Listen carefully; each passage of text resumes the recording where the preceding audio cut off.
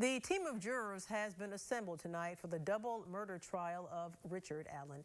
Thanks for joining us this evening. I'm Tara Brantley. The two-day selection process is now at an end, and now we are almost ready to look ahead to the trial, which begins this Friday.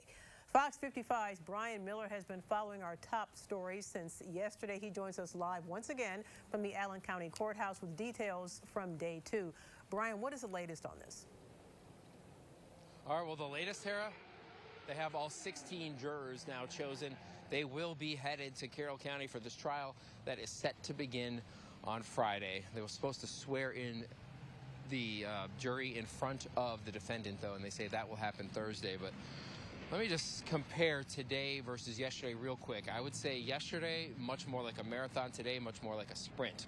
They seated 17 total jurors, we've learned, but only need 16. One of them was disqualified for some reason. Now, that wasn't the first time that happened. Yesterday as well, they sat several jurors who were later disqualified or asked to be taken off after the fact, after they were already set. Today, day two, much smoother. It seemed like everyone was kind of in the routine of things. Of course, both sides, the defense and the prosecutor, had a chance to go over their strategies and how they would talk to these potential jurors. They got a chance to do that on day one.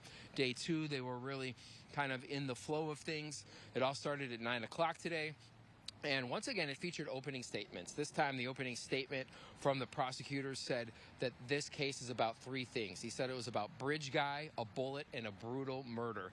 Now, basically, Bridge Guy was later identified through a photo that was taken on one of the victim's phones as the defendant in this case, Richard Allen. Now, they also said during that opening statement that he would confess to this crime not once but several times, including to his wife of 30 years. They say they're going to play that audio for the jury, but for the defense's side, they got 5 minutes to open up as well. And when they did, they said that, well, first of all, they said that a lot of the confessions were coerced, were basically made out of duress because he had spent so much time away from his family in solitary confinement.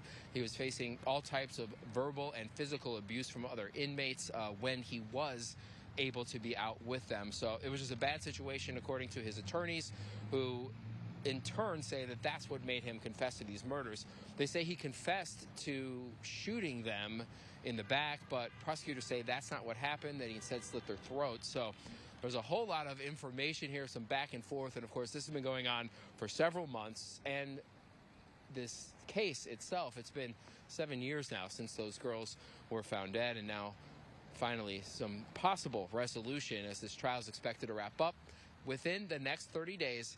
Those 16 jurors, 12 will sit in the regular box, 4 alternates will be from Fort Wayne, or at least Allen County, and headed out to Delphi, about 2 hours west of here, for that trial that is expected to be wrapped up by November 15th. Now, we have more information on this story up on our website, and we'll continue to follow this case gavel to gavel. We are your source for the Delphi murders trial coverage.